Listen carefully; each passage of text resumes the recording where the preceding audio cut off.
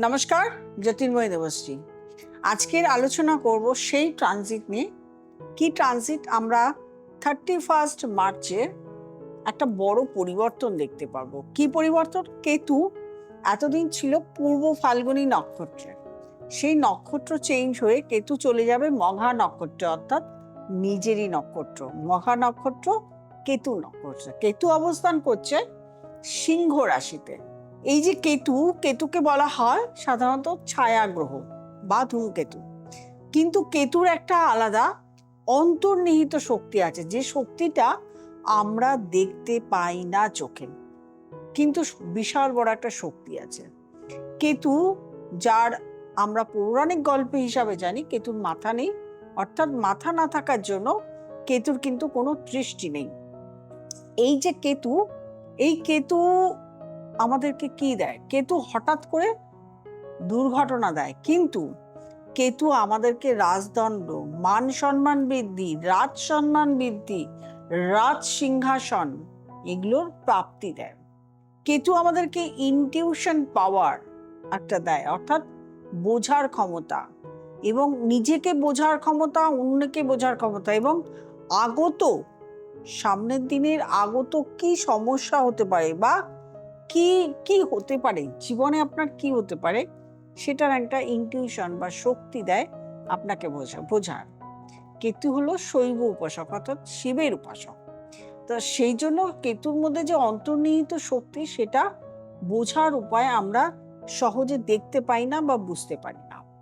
এই কেতু নক্ষত্রের প্রবেশ আমরা আজকের আলোচনা করব। তুলা রাশি থেকে মীন রাশি অবধি কেতু নক্ষত্রের প্রবেশে কি আমরা দেখতে পাবো।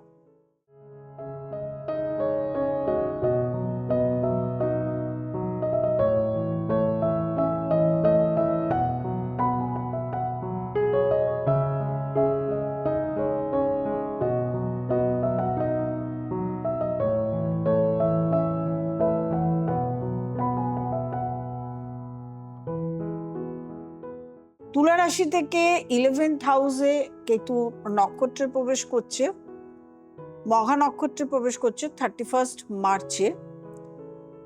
আপনি এতদিন অনেক জায়গাতে সাকসেস পাননি, সাকসেসের দিকে এগিয়েও আপনার অনেক কিছুতেই দেখেছেন যে সেগুলো আটকে আটকে গেছে, মাঝ রাস্তায় থেমে গেছে। সেগুলো কিন্তু সাকসেস আপনি পাবেন। লোকের জন্য করে বেড়াচ্ছিলেন, কিছুতেই কিন্তু তার নাম, সুনাম, মান সম্মান, কোনো প্রতিপত্তি, কোনো কিছুই আপনি পাচ্ছিলেন না, সেটার কিন্তু এবার প্রাপ্তি ঘটবে।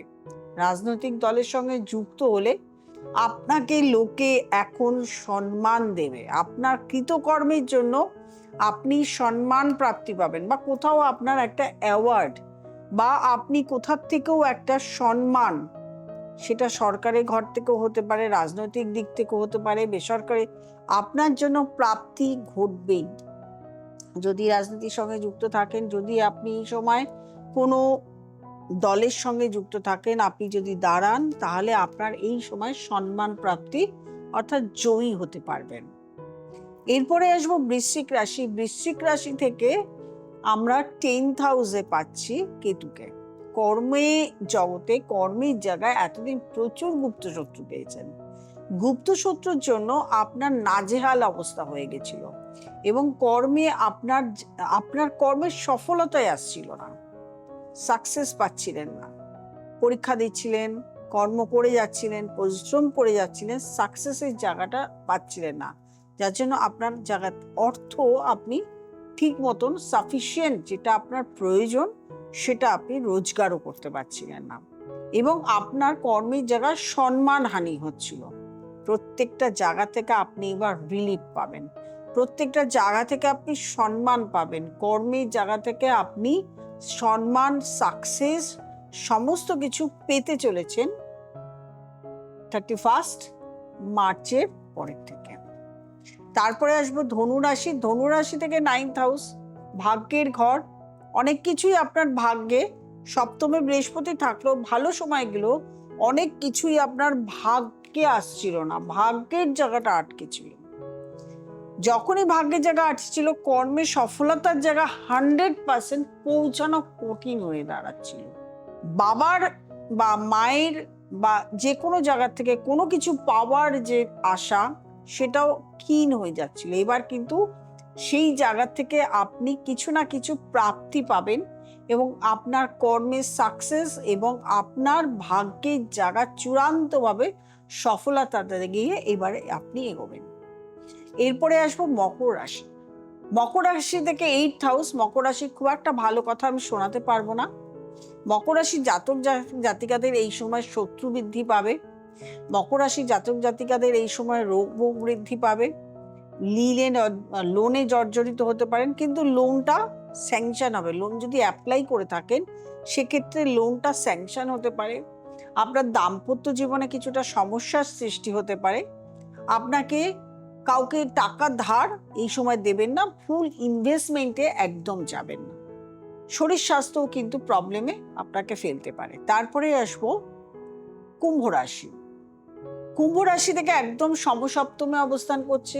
সমসপ্তমে পূর্ব ফাল্গুনী নক্ষত্রে থাকাকালীন কিন্তু আপনারা কর্মক্ষেত্রে প্রচুর বাধা পেয়েছেন। কর্মক্ষেত্রে আয় উন্নতি, কর্মক্ষেত্রের জায়গায় গিয়ে গোলযোগ, এগুলো কিন্তু পেয়েছেন। সেগুলো এখন স্বস্তি পাবেন।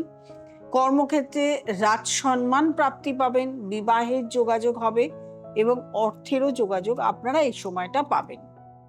তারপরে আসবো মীন রাশি। মীন রাশির জাতক জাতিকাদের 6th হাউসে পড়ছে। রোগ ভোগ, শত্রু, এ তো মীন রাশির এখন লেগেই আছে। এমনিতেই 7.5 চলছে, প্রবলেম আরো বেশি সমস্যা বেড়েছিল। সেই সমস্যাটা এখন অনেকটা প্রতিকার প্রতিপালন হবে। বাবার গৃহ, মাতুল গৃহ, মায়ের থেকে কিছু সম্পত্তি পেতে পারেন, প্রাপ্তি হতে পারে। শত্রু, যতগুলো শত্রু তাদেরকে চিনবেন, শত্রুর সঙ্গে সন্ধি স্থাপন হবে, শত্রু নিধন হয়ে যাবে। শত্রু এখন সমস্যা কম তৈরি করবে, আর্থিক জায়গায় বলবান হবে। আমি সাধারণত ট্রানজিট দেখে বলি, ট্রানজিটগুলো অনেকের ক্ষেত্রে, ধরুন আপনার নিজস্ব জন্ম চার্টে কেতু আপনার 6th হাউসে বসে আছে এবং নক্ষত্র বদ পত্তারি বিপদ নক্ষত্রে খুব খারাপভাবে বসে আছে। সেক্ষেত্রে কেতুর যা রেমেডি সেটা যদি ঠিকঠাক মতো না থাকে, তাহলে এই যে ট্রানজিটে কেতু মঘা নক্ষত্রে এসে, সেটা কিন্তু আপনার সঠিকভাবে আপনাকে প্রয়োগ হবে না, ভালো হবে না। সুতরাং প্রত্যেকটা জাতক জাতিকার দরকার তার নিজের চার্টটাকে সুরক্ষিত রাখা, অর্থাৎ কনসালটেন্সি করা এবং কাউন্সিলিং করা, প্রতিকার প্রতিবিধান নেওয়া। তাহলেই কিন্তু আমি যতগুলো পজিটিভ বলছি, এই পজিটিভগুলো আপনার হবেই। না হলে তো আমার সাথে কথার সাথে মিলবে না। সেই জন্য নিচের নাম্বারে মনে হলে অবশ্যই নিচের নাম্বারে ফোন করবেন, বুকিং করবেন, চেম্বারে যোগাযোগ করবেন অথবা অনলাইন কনসালটেশন করে নেবেন। যারা আমার নতুন প্রোগ্রাম দেখছেন তারা অবশ্যই সাবস্ক্রাইব করবেন, লাইক করবেন, কমেন্ট করবেন, শেয়ার করবেন এবং নোটিফিকেশন অল বেলটি প্রেস করতে ভুলবেন না। প্রত্যেকে ভালো থাকবেন, আনন্দ থাকবেন। নমস্কার।